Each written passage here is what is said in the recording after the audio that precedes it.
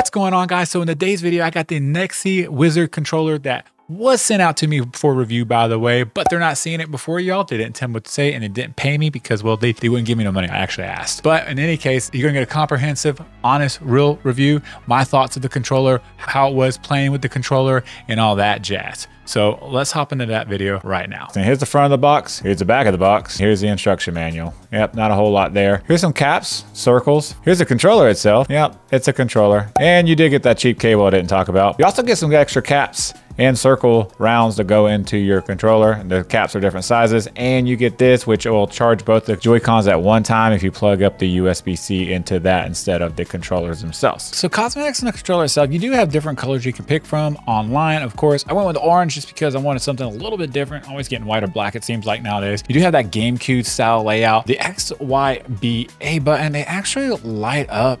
You can kind of see it there, and you can control this by holding the turbo button down right there and just pressing this in. You can turn them off, you can turn it on, and if you long press it, it'll actually dim them a little bit. You just got to hold it for a few seconds. As you can see, they are on. They're just really hard to see.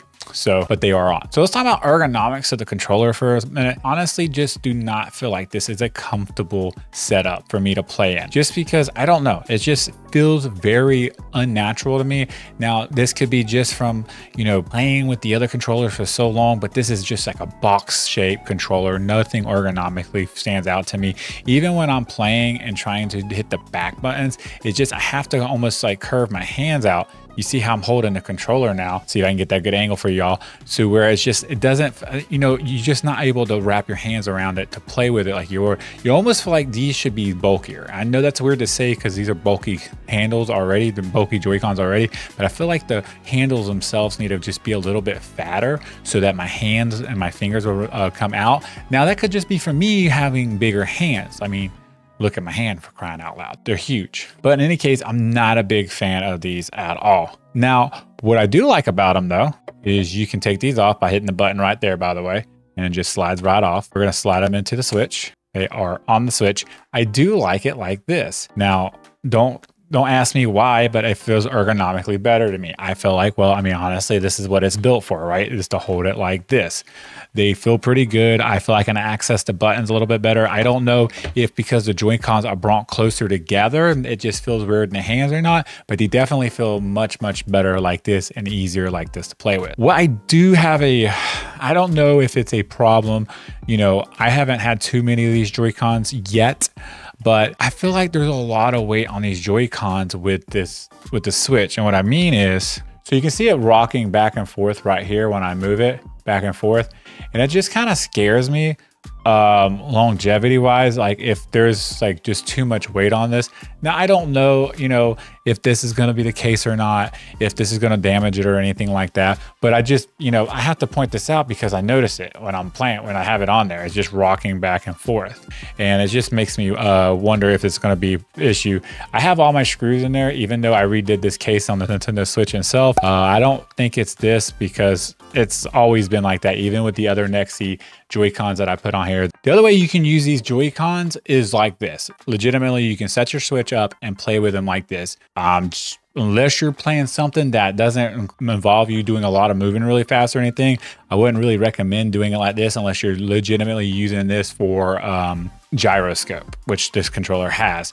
But if you're using these for anything other than gyroscope, I felt it hard to like really maneuver around and stuff and get going, even, you know, trying to press buttons and stuff real fast. It just seems like, you know, the controller was a tilting. There was no counterweight to it in the middle. So it was just really hard to play with, my personal opinion being just kind of the way they're built and stuff. So the D-pad itself, when I first got out of the box, it was absolutely trash. It was super stiff out of the box. It just was super hard to play with. Roll offs were really hard. Playing Dragon Ball Z, playing, you know, anything that used the D-pad for competitive style games just wasn't very good in my opinion. I will say after a few hours of playing with the controller, the D-pad did loosen up a little bit for me, and the roll-offs, like doing combo moves and stuff in Dragon Ball Z, were getting easier. I legitimately sat there and practiced the combo moves for a little while just to make sure the controller was starting that, because at first I couldn't really actuate combo moves that involved like the swoop motion to actually get it to actuate like it's supposed used to, but after a little while, it eventually did start coming around. So just keep that in mind when you first get the controller out of the box. You're gonna have to work that D-pad in definitely to get a good roll off going. So the XYBA button on here, they are membrane and they are laid out like GameCube, of course. You have the lights that are on them themselves that turn on, off, and dim and bright and all that good stuff. Let me know in the comments below. I feel like they should be tactile, but I know a lot of people don't like tactile. I kind of want to do a poll in my comment section. So let's like vote on tactile versus membrane. I kind of want to know, because me, I'm on the tactile side. I feel like this controller should be tactile, especially for the price that you're paying for it. But there might be a lot of people who say, no, I want to keep it the nostalgic GameCube style membrane for Nintendo Switch or whatever for Super Smash Brothers. So maybe that's what you're thinking. I want to keep it like the Smash for Smash Brothers. That's my favorite way to play Smash, blah, blah, blah. Okay, whatever. Anyways, vote below. I'm curious. So the accessory buttons on the side over here, you have 6 all together. And I'll be honest, they're all just placed too close to each other, because when I'm playing a game and I'm looking at the TV like this and I go to hit a button, I'm always hitting the wrong button, it seems like. And you know, maybe that's just me, but I hit the screenshot and the home button more than I hit the plus and minus button, the start and my pause button, whatever. So I wish they were a little bit spread apart a little bit differently, did something differently with them there. I know there's not a whole lot of room here on the controller to do something.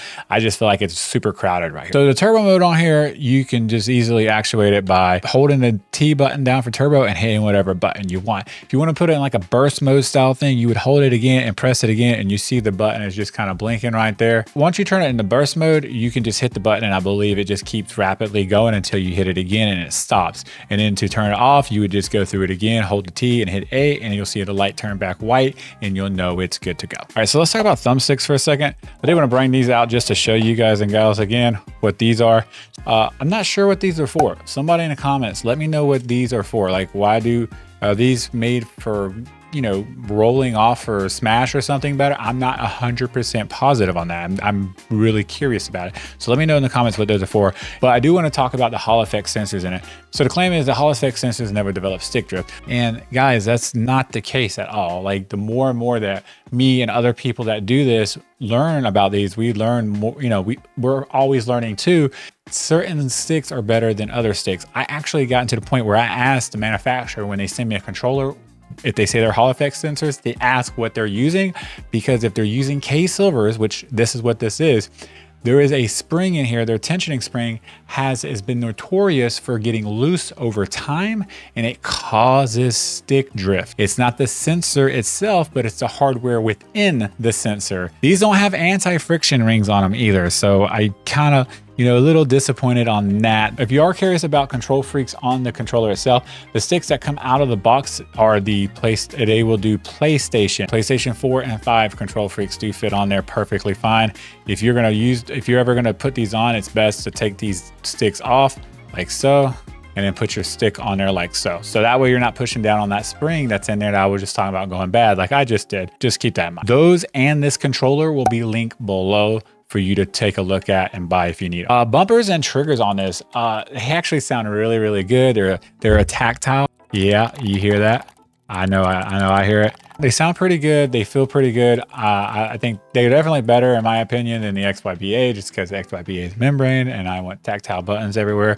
That's just me. It's a personal preference. But in any case, yeah, these sound loud. So if you don't like loudness, you're probably not gonna like it, but they're tactile. So what do you expect? Moving on. The controller does come with 2 rumble packs, 1 in each controller. All right, so again, the controller itself does have 2 extra buttons on it, and they do have the gripple down here at the bottom, as you can see right there. And it feels, you know, they feel pretty good. Ergonomically though, I don't think they're the best place ergonomically. Again, going back earlier, I think this controller needs to be a little bit fatter right here around the grip. That way that it just makes it easier for me to actuate, because as it sits, I have to bend my finger back unless I'm gonna pull back on the controller like that. And even if I do that, my finger right here is pushing up against the controller right here. So over time, that's just gonna, you know, get hurt. It's gonna start hurting and bothering me. You know, I have to pull my finger back pretty much to do it. It's not a good plain. I mean, I'm trying to show you guys, and you can see how me put my finger on this joystick and actuating that, it's gonna be like this. Or I can do it like this but it's hard to even do like that because I can't really, I'm having to squeeze the controller pretty tight to get that to actuate. So I'm not a big fan when it comes to where they're placed out on the controller itself. But what I'm not What?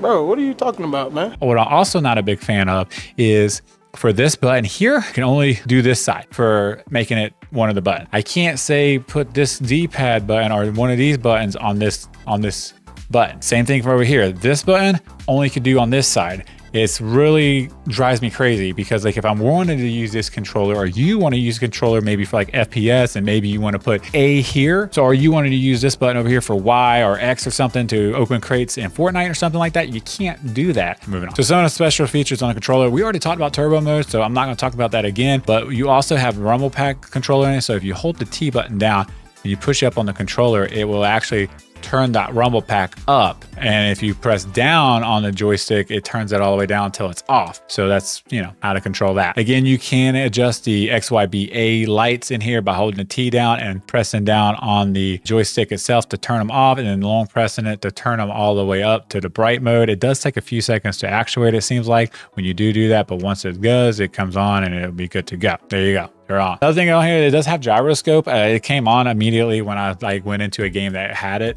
So yeah, I don't think you have to turn it on or anything. I actually turned it off in Mario Kart because it was automatically on, and I don't like, you know, destroying people with gyroscope. I actually let her just do it the old fashioned way. But in any case, gyroscope is on this controller. The way you can charge the controller is if you didn't get the kit with the middle, with the whole kit with the sticks and everything that you can plug in right here. If you have this, you can just plug in here and it'll charge both of these at the same time. You can also charge these on the Nintendo Switch themselves. They do charge on the Switch, so that's a pretty cool feature.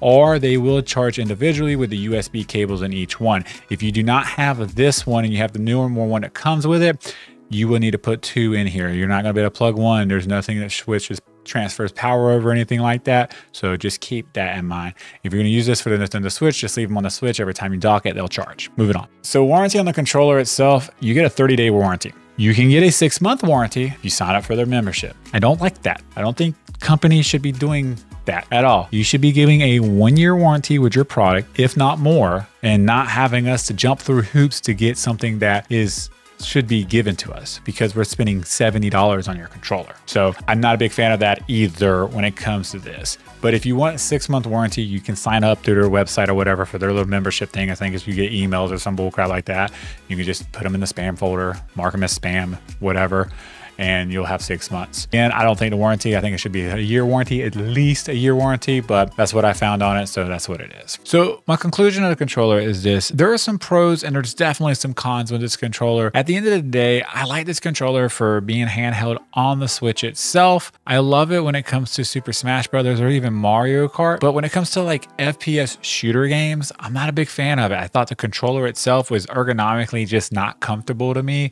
And just the button layout, it's a lot harder to get used to when you're so used to even just a regular Nintendo Switch controller or an Xbox controller in my particular case. Another thing I did not like was I cannot program these back buttons to each side of the controller. It has to be for the one side of the controller for it to work. If you don't know what I'm talking about, go back in the review and check out the back button section. And let me know in the comments below what controller are you buying this for to play with. And as always, guys, if you like the video, make sure you like the video. It helps the algorithm out, helps me grow. We're on the road to 5,000 subscribers. Once we hit that, we're going to be doing a live giveaway, giving away a controller or a mic or something like that. Make sure you show up to that. And as always, guys, peace and well, love.